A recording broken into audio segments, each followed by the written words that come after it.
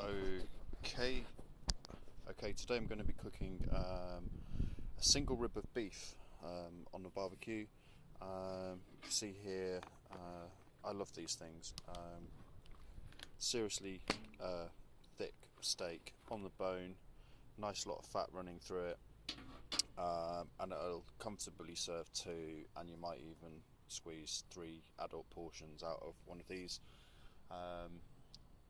Probably cost anywhere between £15 and £20, but trust me, for barbecue it's absolutely amazing and definitely worth the extra money compared to those really thin steaks you tend to get from supermarkets.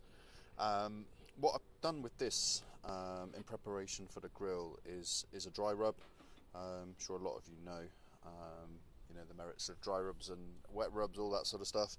This one is, as probably most people do, a little bit of chucking things together, but the base for this particular dry rub is approximately 2 dessert spoons of brown sugar, a teaspoon of salt, heaped teaspoon of salt, a dessert spoon of garlic powder, and a dessert spoon of onion powder, a teaspoon of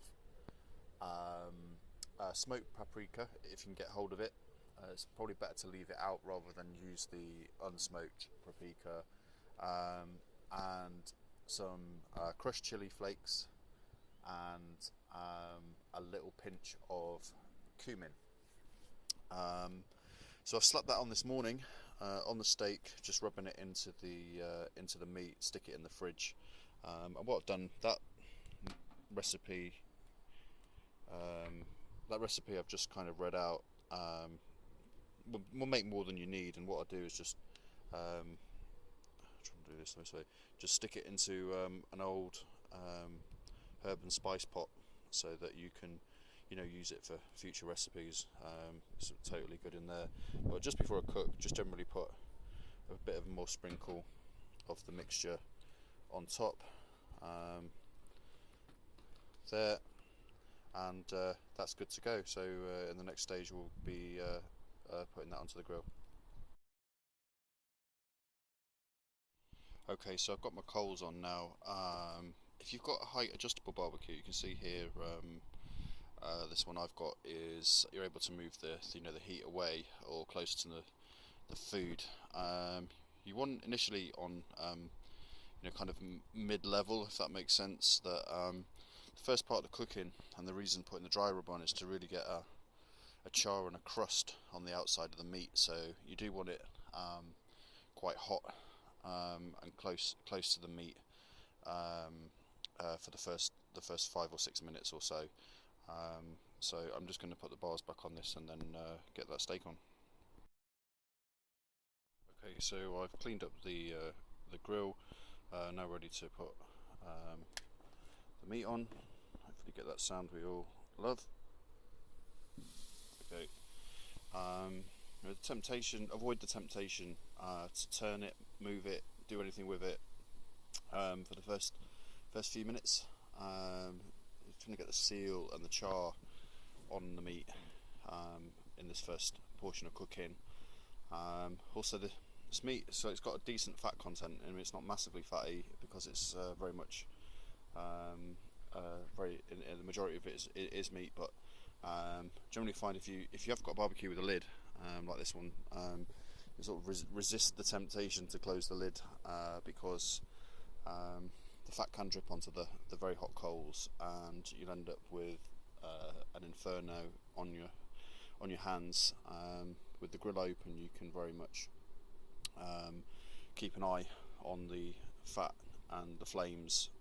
Nothing wrong with a bit of flames, but I've done this in the past with the lid shut, and wishing that I'd kept the lid open. Again, a couple of minutes really on each side, but not moving this at all for the first 3 or 4 minutes, especially. And definitely remember to take your meat out of the fridge before you cook, because that will again leave you with a well done outside and a raw middle, to get that meat up to room temperature before you slap it on the grill. And as the meat sears and cooks on the outside, the moisture is moving into the middle of the meat, so when you come to rest it and serve it, it should hopefully be nice and juicy in the middle. So I'll come back to this 3-4 minutes time.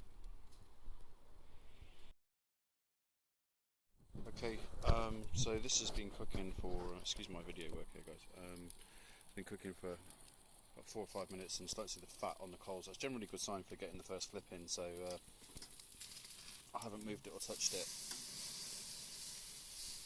So that's the kind of thing looking for. Bit of crusting starting to happen on the outside. Don't worry too much about the bit that you can see that's black. It's really where the high fat areas are, which are burnt. And given the steak is so thick, I mean it's a good sort of, I don't know what it is, probably about 2 inches I'd say thick. Generally it won't really cook all the way through the fat, so it won't dissolve or anything, so you can kind of cut around that, but definitely good char on the outside. And same again really, 3, 4, 5 minutes on the opposite side, and that's certainly one thing I've heard.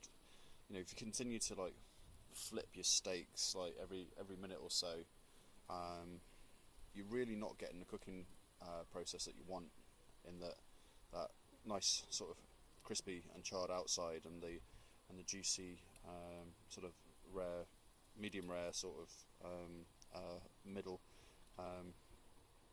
So I'll just leave that there for another couple of minutes, and then show you what to do next.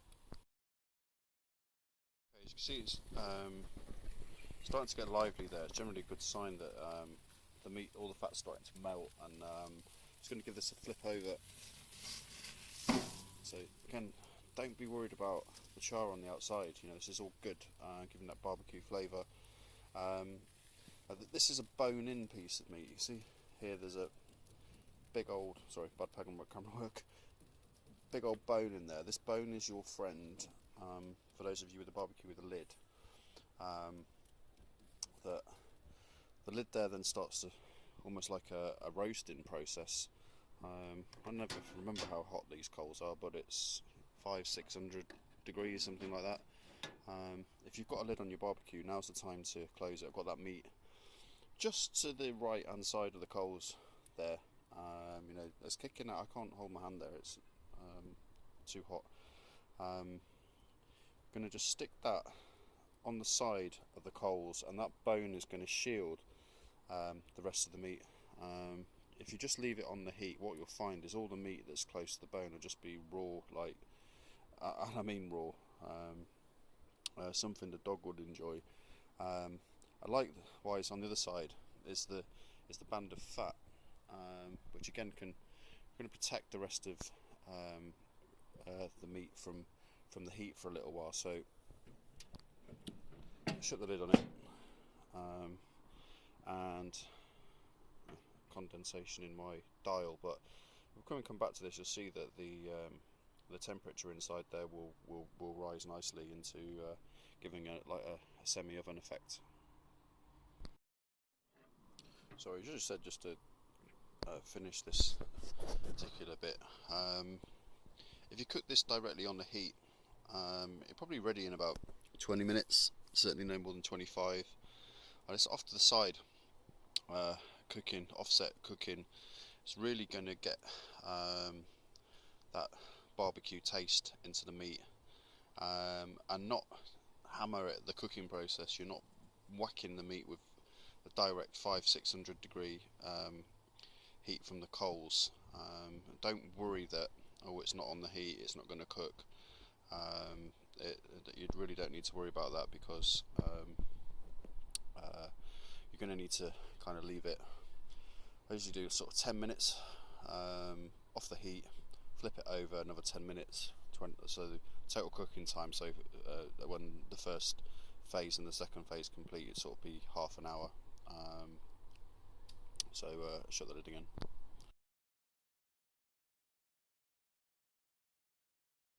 Okay, so it's been about 10 minutes with the lid closed. It's exactly what I'm looking for. I'm going to flip it and turn it with the fat side now, towards the heat.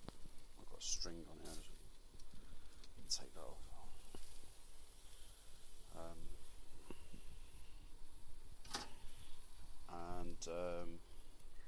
Same again, really.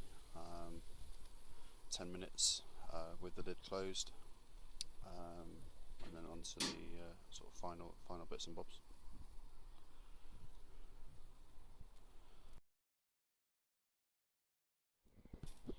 Okay, so that's been going for another 10 minutes or so,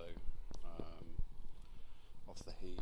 I'm finally just like gonna just give it a couple of minutes either side. The coals should have really cooled down a bit by now. Just a final sort of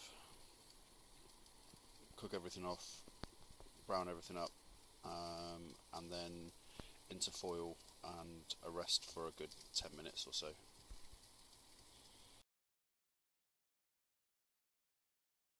So that's been resting for about 10 minutes now, so in some foil, just cut the end off, take a look, you see that, nice and juicy in the middle, chef's privilege, delicious.